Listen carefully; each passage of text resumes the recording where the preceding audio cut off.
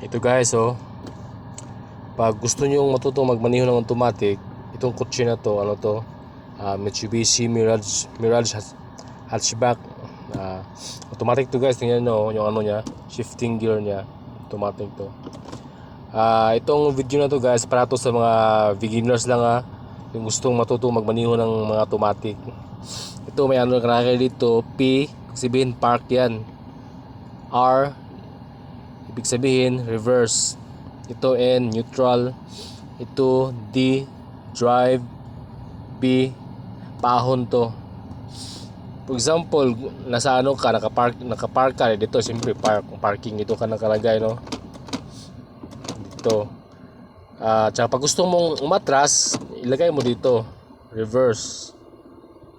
Pag gusto mong, halimbawa nasa traffic ka, tapos gusto mo yung safe na hindi under yung sakyan na matatakbo, ilagay mo sa neutral dito sa N.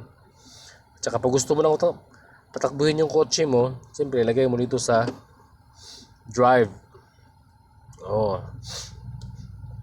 Tsaka pag nasa paahon ka, halimbawa nasa paahon ka guys, ipihit mong pa right side, tsaka sabay pababa. Ito paahon to, tumbi na to. Lalo na pag marami kang sakay tapos nasa paahon ka, ito mga gamit ng tumbi na to. Tsaka i-back natin sa guys, sa park. Tsaka malalaman mo rin guys pag halimbawa naka-reverse ka, ito nasa R, nakatatak to dito na sa dashboard mo, ito R dyan. Tsaka pag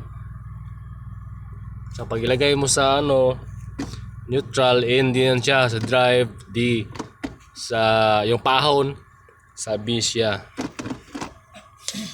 Tsaka bago mo siya patakbuhin, siyempre lagay mo sa drive kasi patakbuhin mo na.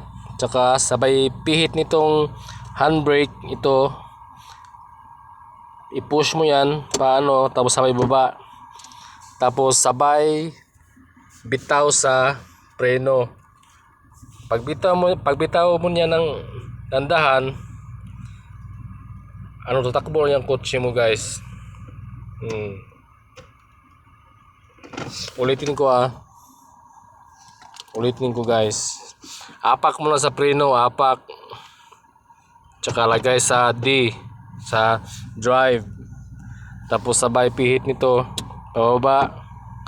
Tapos sabay dahan-dahan bitaw sa brake. Ayun. Tutakbo yung sakyan natin dyan.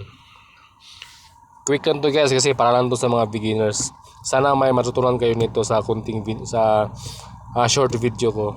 Thank you for watching.